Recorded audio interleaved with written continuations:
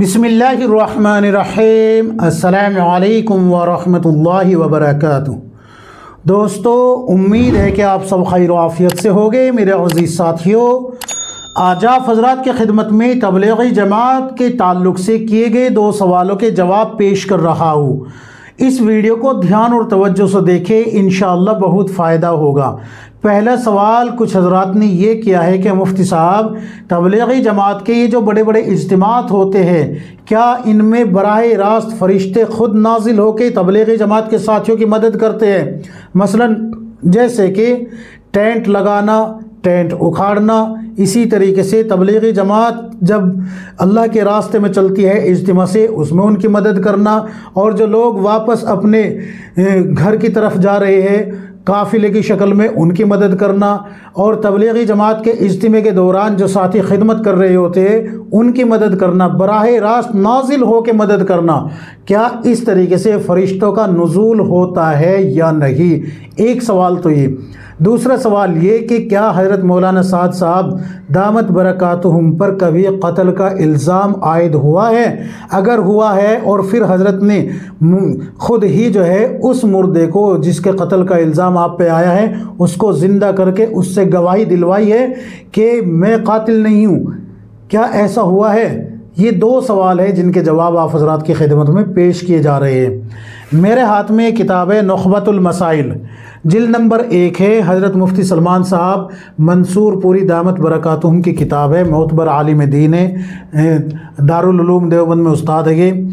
उस किताब के सफ़ा नंबर 189 से लेके 195-96 तक खोल के देखेंगे तो आपको जो है ये सारी बातें मिलेगी जो मैं आप हज़रात के सामने इस किताब में से नकल करने जा रहा हूँ। वीडियो को अब समझ लीजिए, अच्छे से देख लीजिए। सवाल नंबर 103, क्या फरमाते हैं उलमाए दीन व मुफ्तियान शरमतीन मसला ज़ैल के बारे में कि चंद दिनों कबल करनूल आंध्र प्रदेश के इलाके में एक बड़ा तबलीगी इज्तिमा मुनअक़िद हुआ, जिसके लिए कई महीने से इंतज़ामात किए जा रहे थे और उसमें बड़ी तादाद में लोगों ने शिरकत की। उस इज्तिमा के बारे में बहुत से तबलीगी अहबाब की ज़ुबानों से ये बात सुनने में आई कि इज्तिमा की तैयारियों में फ़रिश्ते भी शरीक रहे।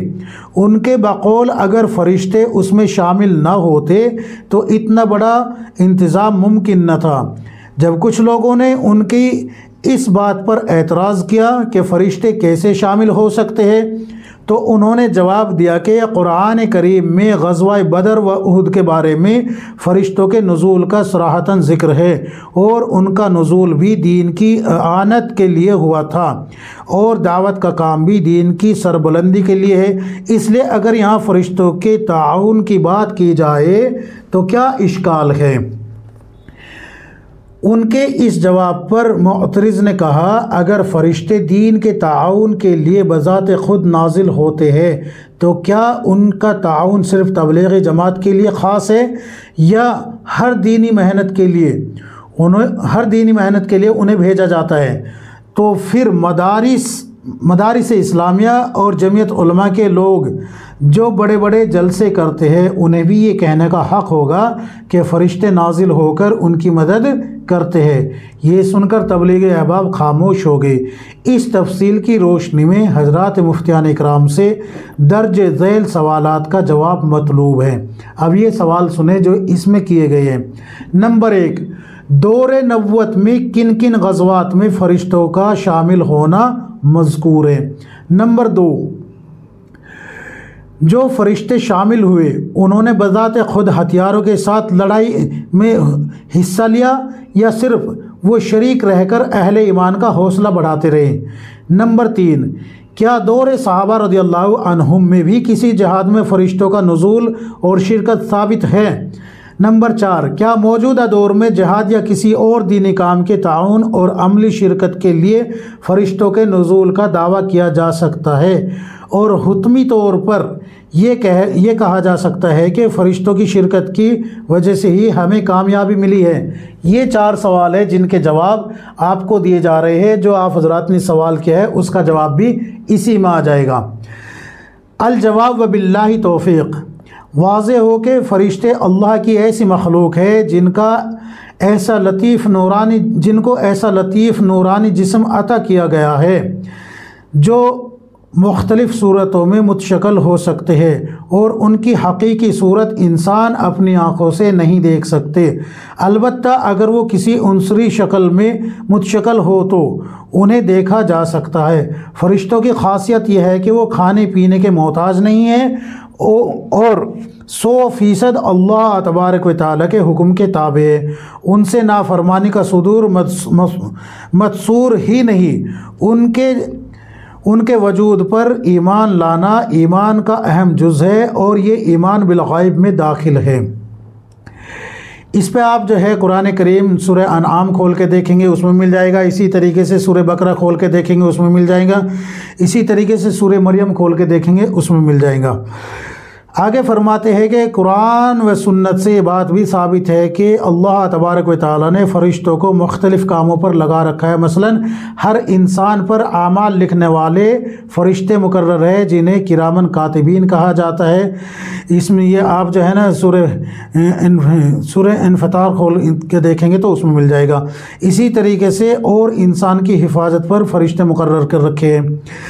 اسی طریقے سے آپ جب دیکھیں گے ہواؤں پر اور بادلوں پر بھی اللہ تبارک و تعالیٰ نے فرشتے مقرر کر رکھے ہیں۔ اس کے لیے آپ جو ہے سورہ رعد کھول کے دیکھیں، اسی طریقے سے سورہ مرسلات کھول کے دیکھیں، اور علاوہ اس کے نبی کریم صلی اللہ علیہ وسلم پر جب اللہ کے نبی صلی اللہ علیہ وسلم کے امتی درود بھیجتے ہیں تو درود پہنچانے کے لیے بھی اللہ تبارک و تعالیٰ نے فرشتے مقرر کر رکھے ہیں۔ جب طالب علم دین کی حصول کے لیے، دین کی تعلیم حاصل کرنے کے لیے گھر سے نکلتا ہے تو فرشتے اس کے قدموں کے نیچے پر بچھا دیتے ہیں، یہ بھی احادیث سے ثابت ہے۔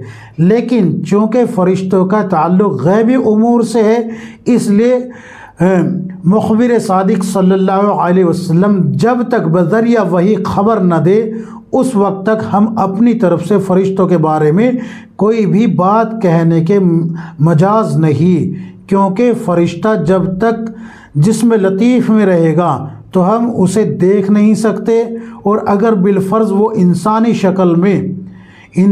شکل میں ہمارے سامنے آ کر اپنے فرشتہ ہونے کا دعویٰ کرے تو اس کو سچا ماننے کی ہمارے پاس کوئی دلیل نہیں، اور خود اس کا دعویٰ بلا دلیل حجت نہیں۔ دور نبوت میں بھی جب حضرت جبرائیل علیہ السلام کسی انسانی شکل میں تشریف لاتے تو صحابہ کو ان کے فرشتہ ہونے کا علم جب ہی ہوتا تھا جبکہ نبی کریم صلی اللہ علیہ وسلم انہیں خبر دے، اور اب ختم نبوت کے بعد اس طرح کے غیبی امور کے بارے میں کسی یقینی خبر کا ذریعہ باقی نہیں ہے۔ سمجھ میں آ گئی نا؟ اب یہ پوری تفصیل ہو گئی کہ بھئی یہ جو دعویٰ کیا جا رہا ہے یہ بالکل غلط ہے۔ اول تو ہم نے کسی سے سنا نہیں، لیکن جب یہاں سوال پڑا تو یقین آ گیا کہ واقعی لوگوں نے یہ باتیں کہی ہوگی۔ تو یہ دعویٰ بالکل غلط ہے۔ اب یہاں پر اس کی صراحت کی جا رہی ہے۔ تمہید کے بعد سوال نامہ میں سوالات کے جوابات بترتیب درج ذیل ہے۔ نمبر 1، دور نبوت میں متعدد غزوات میں فرشتوں کی شرکت قرآن و حدیث میں صراحتاً ثابت ہے، جیسے غزوہ بدر، غزوہ احد، غزوہ احزاب، غزوہ بنی قریظہ اور غزوہ حنین۔ آپ قرآن کریم سورہ آل عمران آیت نمبر 123 سے 125 تک کھول کے دیکھیں گے تو آپ کو پوری تفصیل مل جائے گی۔ اسی طریقے سے آپ آل عمران کی تفسیر روح المعانی میں کھول کے دیکھیں گے تو وہاں پر بھی مل جائے گی۔ بخاری شریف میں کھول کے دیکھیں گے، بخاری شریف میں بھی روایت مل جائے گی، اسی طریقے سے مغازی میں مل جائے گی، مسلم شریف میں بھی روایت مل جائے گی۔ نمبر 2، فرشتوں کی شرکت تو متعدد غزوات میں ثابت ہے جیسا کہ اوپر گزرا، لیکن کسی حد تک عملاً شرکت کا ثبوت خاص طور پر غزوہ بدر اور غزوہ احد میں ملتا ہے۔ دیگر غزوات کے بارے میں یہ کہا گیا ہے کہ یہ شرکت محض مسلمانوں کا حوصلہ بڑھانے کی حد تک تھی۔ اس کے لیے آپ قرآن کریم آل عمران آیت نمبر 116 کھول کے دیکھیں گے تو مل جائے گی یہ بھی آپ کو۔ اسی طریقے سے آپ روح المعانی پھر تفسیر کھول کے دیکھیں گے تو یہ بھی آپ کو مل جائے گا۔ صحیح مسلم میں بھی آپ کو روایت مل جائے گی۔ اسی طریقے سے آپ دوسری کتاب اور بھی کھول کے دیکھیں گے، جیسے کہ مشکات وغیرہ ہے تو اس میں بھی آپ کو یہ باتیں مل جائے گی۔ نمبر 3، دور صحابہ رضی اللہ عنہم میں کسی جہاد میں عملاً فرشتوں کی شرکت کے دعوے کی بات نظر سے نہیں گزری، اور غالباً اس کی وجہ یہی تھی کہ مخبر صادق صلی اللہ علیہ وسلم کی خبر کا تسلسل اب باقی نہ رہا تھا، یعنی کہ جب آپ صلی اللہ علیہ وسلم دنیا سے پردہ فرما گئے تو یہ دعویٰ صحابہ اکرام نے بھی نہیں کیا کہ ہماری فرشتوں نے مدد کی ہے نازل ہو کے۔ آپ صلی اللہ علیہ وسلم کی وفات کے بعد جو غزوات ہوئے اس میں صحابہ رضی اللہ عنہ نے بھی کبھی دعویٰ نہیں کیا کہ فرشتوں نے نازل ہو کے ہماری مدد کی ہے۔ تو یہ دعویٰ تبلیغی جماعت کے ساتھیوں کا بلا دلیل ہے اور یہ فتنے کا سبب بننے والا ہے۔ اس کے بارے میں آپ آگے دیکھیں، چوتھے سوال میں یہی بات سامنے آ رہی ہے۔ نمبر 4، اللہ تعالیٰ اگر چاہے تو بلا شبہ فرشتوں کا نزول اور شرکت ہر جگہ ممکن ہے، لیکن آج کسی بھی شخص کا اپنے طور پر دعویٰ کرنا کہ ہمارے کام میں فرشتوں نے براہ راست عملاً مدد کی ہے، یہ دعویٰ قطعاً بے دلیل اور ناقابل اعتبار ہے، کیونکہ ہمارے پاس اس دعوے پر یقین کرنے کا کوئی حتمی ذریعہ موجود نہیں، اور یہ دعویٰ کشف و الہامات یا خواب سے ثابت نہیں ہو سکتا۔ اس پہ بھی انہوں نے حضرت مولانا نے جو ہے الاسراء یعنی کہ سورہ بنی اسرائیل کو دلیل میں پیش کیا ہے، آیت نمبر 36، اس کو کھول کے دیکھیں گے تو آپ کو بات مل جائے گی۔ برے بنا ایسا دعویٰ کسی کے لیے بھی ہرگز زیبا نہیں ہے، بلکہ امت میں فتنے کا سبب ہے۔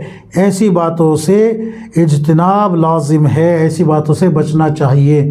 تو یہ جو دعویٰ کیا جا رہا ہے کہ فرشتے نازل ہو کے براہ راست مدد کیے ہیں، تو اگر وہ انسانی شکل میں تھے تو ان کے فرشتہ ہونے کی کوئی دلیل نہیں بنتی، اور اگر انسانی شکل میں نہیں تھے تو براہ راست وہ نظر نہیں آ سکتے۔ صحابہ اکرام کو بھی نظر نہیں آئے، اور قرآن کریم کے آیتیں اس پہ دلیل ہے، صراحتاً دلالت کرتی ہے، اور علم غیب کا حصہ ہے یہ، یعنی کہ ایمان بالغیب کا حصہ ہے، ایمان بالغیب کا حصہ ہے، اس لیے اس بات کو نہ پھیلائے۔ یاد رکھو یہ بات جو ہے نا، نہ ہی تو مرکز نظام الدین سے چلی ہے، نہ ہی رائے ونڈ سے چلی ہے، نہ ہی جو ہے بنگلہ دیش سے چلی ہے، کہیں سے بھی نہیں چلی ہے۔ جو چھوٹے پیادے ہیں نا، یہ اپنے نمبر بنانے کے لیے ایسی باتیں کہہ دیتے ہیں۔ اول تو ہم نے سنی نہیں تھی یہ، لیکن جب کتاب میں ہم نے پڑھا تو ہمیں یقین ہو گیا کہ بھائی لوگ کرنے لگے ہو گئے ایسی باتیں۔ اچھا، دوسرا جو سوال ہے حضرت مولانا سعد صاحب دامت برکاتہم کے تعلق سے، وہ بھی سن لیجئے۔ سوال یہ کیا گیا ہے کہ مفتی صاحب، حضرت مولانا سعد صاحب پہ کیا کبھی قتل کا الزام عائد ہوا ہے، اور کیا انہوں نے کسی مردے کو زندہ کر کے، جس کے قتل کا الزام تھا اس کو زندہ کر کے اس سے گواہی دلوائی ہے کہ میں قاتل نہیں ہوں؟ کیا کسی مردے نے خود اٹھ کے حضرت مولانا سعد صاحب کے قاتل نہ ہونے کی گواہی دی ہے؟ تو دیکھیں بھائی، قتل کے تعلق سے تو جو ہے ہمیں معلوم نہیں کہ حضرت پہ کبھی عائد ہوا ہے یا نہیں ہوا ہے۔ آپ جو ہے مرکز نظام الدین میں حضرت سے اس بارے میں رابطہ کر لیجئے، ٹھیک ہے۔ دوسری بات، یہ بات مشہور کی گئی ہے، میں اس وقت اورنگ آباد میں تھا، سن 2013-14 کی بات ہے، اورنگ آباد مہاراشٹر میں تھا میں، اس وقت بھی یہ بات جو ہے میرے سامنے آئی تھی، آج پھر اس کو اچھالا جا رہا ہے۔ اصل بات یہ ہے میرے عزیزو، یہ حضرت کو بدنام کرنے کی سازش ہے، اور یہ شورا والوں کی طرف سے بھی نہیں ہے اور امارت والوں کی طرف سے بھی نہیں ہے، یہ تو کوئی تیسرا ہی بندہ اس میں لگا ہوا ہے۔ اور چونکہ تبلیغ کے جو ساتھی ہیں یہ حضرت کے بارے میں اس طریقے کی باتوں کو ایکسیپٹ کر لیتے ہیں، کرامت کے طور پہ ایکسیپٹ کر لیتے ہیں۔ ایک بات ذہن نشین رکھو، علماء سے جڑ کے رہو، انشاءاللہ گمراہ نہیں ہوگے۔ اگر علماء سے کٹو گے تو یقیناً جو ہے نا، شکیل بن حنیف کے ماننے والے بھی بن سکتے ہیں۔ جتنے بھی شکیل بن حنیف کے ماننے والے ہیں ان میں 80% طبقہ، 80% بلکہ 90% طبقہ تبلیغی جماعت سے جڑا ہوا تھا، جو آج جو ہے شکیلیت پہ کام کر رہا ہے اور شکیلی بن چکا ہے۔ کچھ جو ہے وہ ہے جو لبرل اسٹوڈنٹ ہیں، جو سائنس وغیرہ پڑھ رہے ہیں، تو یہ شکیل بن حنیف کے جو ہے ماننے والے بنے ہیں۔ تو علماء سے جڑ کے رہیں گے تو انشاءاللہ گمراہ نہیں ہوں گے۔ یہ بات مشہور کی گئی ہے، خواہ میں بالکل فضول بات ہے۔ ہم نے اس تعلق سے مرکز نظام الدین میں کئی مرتبہ پوچھا ہے، رابطہ کیا ہے، خود جا کے میں نے جو ہے نا کئی مرتبہ بات کی ہے، اکابر سے، تو انہوں نے کہا ہے کہ یہ حضرت کو بدنام کرنے کی سازش ہے اور کچھ نہیں ہے۔ بدنام کرنے والے کون ہیں؟ اللہ بہتر جانے، کسی کا ایک کا نام سامنے نہیں آتا، بس لوگ یہ کہہ دیتے ہیں کہ ہم نے سنا تھا، ہم نے سنا تھا۔